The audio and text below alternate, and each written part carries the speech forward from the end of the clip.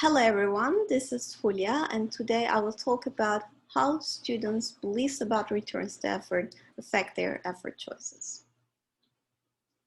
Study effort is one of the most important determinants of academic achievement, yet we don't know much about what motivates students to put more effort. It's a black box to us. In this project, I asked, how does effort respond to the perceived relationship between effort and performance? This question is challenging to study since these beliefs are generally not measured, and even in the cases they are measured, they are endogenous.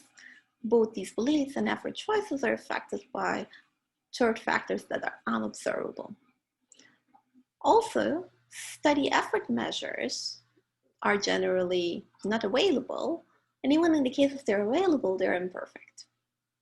Finally, performance measures are far in the future and a combination of many different human capital investment, which makes them hard to study and disentangle. I deal with these challenges in this project with the help of a field experiment where I experimentally manipulate students' beliefs using information treatments and then study how the changes in these beliefs affect effort choices. I did this in the context of an online language learning platform called Duolingo. Let's have a look at the experimental design. First, students sign up for the online language learning study.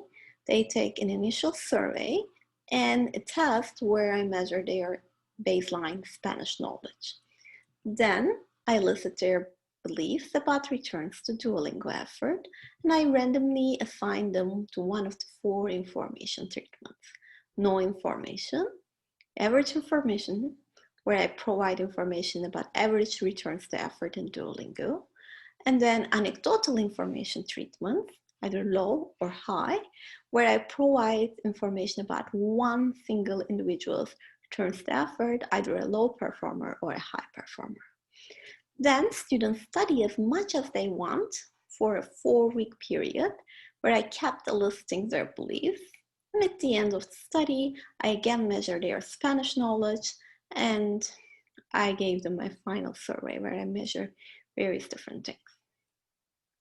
Now let's have a look at what happened to the beliefs. To start with, students on average overestimate returns to Duolingo. When provided with information, they update their beliefs towards the information provided. In the case of average and anecdotal low information treatments, they update their beliefs downwards. And in the case of anecdotal high treatment, they update their beliefs upwards. Now let's have a look at what happened to effort. In the no information group, students on average completed 29 lessons. In the average information and the low information treatments where they were negatively surprised, they complete less lessons.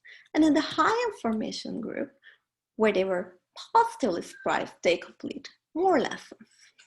This is reduced form evidence of the beliefs, change in beliefs are affecting effort choices.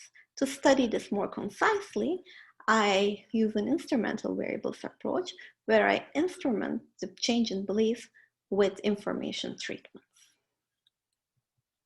Now, looking at what happened to the number of lessons completed in response to the change in beliefs, I see a positive response around 3 to 4 lessons for 1 unit change in belief. This corresponds, in terms of the standard deviation units, to a 0.35 standard deviation increase in effort in response to 1 standard deviation increase in belief.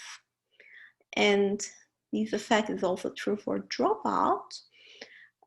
I find that a positive increase in a positive change in belief reduces dropout from Duolingo by 4 percentage points.